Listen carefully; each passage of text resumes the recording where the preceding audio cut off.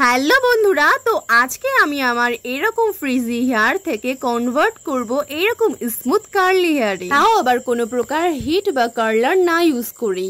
হ্যাঁ, ঠিকই শুনেছো, আমি কোনো প্রকার কার্লার ইউজ করিনি বা চুলের ওপর কোনো হিটও দেইনি। তাহলে কি করে করলাম এটাই ভাবছো তো? তার জন্য তো আজকের ভিডিওটা তোমাদের সম্পূর্ণ দেখতে হবে। আমি এটা কিভাবে করলাম সেটা, তো চলো আজকের ভিডিওটা শুরু করা যাক।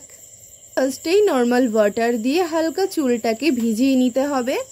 তো এখানে আমি সেটাই করছি, তোমরা চাইলে স্প্রে বোতলে করতে পারো। এরপর নিয়ে নিচ্ছি এরকম স্টলটাকে মাথার একদম মিডিলে রেখে দুই সাইডে হেয়ারটা পার্টিশন করে নিতে হবে। তো আমি সেইভাবে নিয়েছিলাম। এরপর হেয়ারটা স্টলের সাথে এইভাবে মুড়িয়ে মুড়িয়ে দিতে হবে। এরকম ভাবে অল্প অল্প করে হেয়ার নিতে হবে। আর সেম প্রসেসে আমাদের এইভাবে হেয়ারটাকে মুড়িয়ে মুড়িয়ে দিতে হবে স্টলের সাথে, তাহলে পরে আমাদের কার্লগুলো বেশ স্মুথ হবে। তোমরা চাইলে একটু ফার্স্টে হেয়ার সিরামও অ্যাপ্লাই করে নিও হেয়ারে।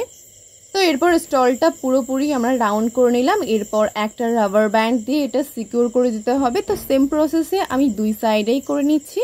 তো এই পর্যায়ে কিন্তু আমাদের হেয়ার কার্লি করা পুরোপুরি কমপ্লিট হয়ে গেছে। এবার আমরা ক্লিপটা ওপর থেকে খুলে নেব। আর এরপর কিন্তু আমরা এইভাবে ঘুমিয়েও পড়তে পারি, বা 2 থেকে 3 ঘন্টা এইভাবে হেয়ারটা রেখে দিলেই এনাফ।